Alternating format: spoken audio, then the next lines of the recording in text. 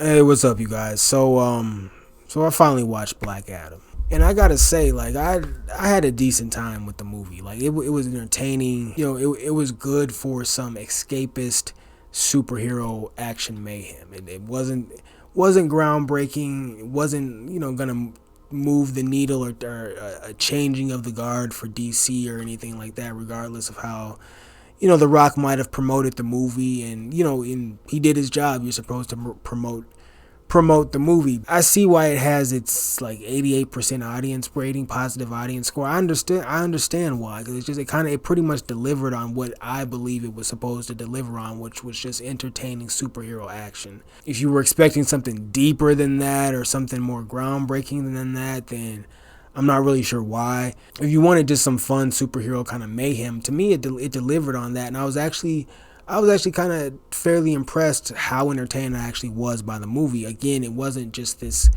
amazing thing, but it was actually better, more entertaining, I should say, not better. It was more entertaining than I was kind of expecting it to be.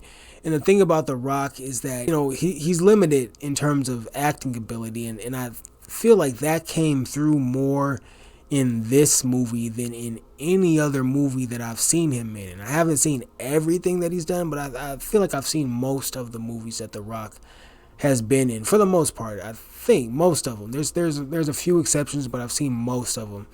And this one felt like the biggest, like, I guess, that he had to stretch himself, like, because all the other Fast and the Furious films, all the other films, to some degree he gets to play into his humor, and the humor then being mixed with the physicality of, like, I'm gonna whoop your ass and all that, kind of the WWE stuff that runs through his veins or whatever.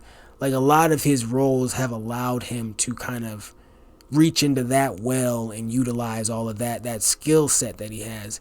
And this was one of those movies where he had to be a lot more brooding, and he had to come off as if he was a brutal killer, which he didn't do the best job at. That it wasn't really the most believable thing. It was kind of clear that it was one of those things where when he's trying to act, you can tell that he's trying to act. It's like that kind of thing. And he wasn't really believable as a truly brutal killer. It was just like, because he's The Rock, and, like, he's built the way he's built, and he has the background that he has, we buy it. You can buy into him throwing somebody around and doing all this stuff, doing all this physical stuff and beating dudes up. But the actual character part of it, that, like, looking at him and like seeing a ruthless killer in the character's face and his eyes and whatnot, it wasn't really working here. But that's fine for me, because I wasn't expecting some type of amazing acting performance from The Rock anyways. But Aldous Hodge, I think, did a good job as Hawkman. I like Pierce Brosnan as Dr. Fate. I really like the whole kind of the Justice Society, that whole team dynamic. I think they all did a pretty good job. Like, I know this is a movie that, like, you wouldn't really put it in the Marvel category. Like, people would hate to do that, to give this any sort of, like, oh, it's comparable to Marvel. But just as a viewing experience, this was comparable to a lot of films that are in the Marvel catalog, right? So just in terms of how entertained I was by what was happening on screen. Now, obviously, it's not up there with the best of the Marvel films, but just like this isn't anything to sneeze at, really. I think this is a quality superhero movie. That being said, as well, I'm not very familiar with Black Adam and his kind of his lore and all those type of things. If you want to talk about whether The Rock looks like Black Adam or not, or Black Adam wouldn't do this or Black Adam wouldn't do that, I can't really speak on all of that, because I never truly followed the character to any sort of high degree. I always just knew who he was, but didn't truly know about him. So I had to judge this movie strictly off of, hey, this is just a superhero movie where I'm not really familiar with actually any of the characters in this movie. So I just have to judge what I see on screen, and that's what I did. And I saw some entertaining superhero mayhem and just pure spectacle. The Rock playing a superhero for the very first time.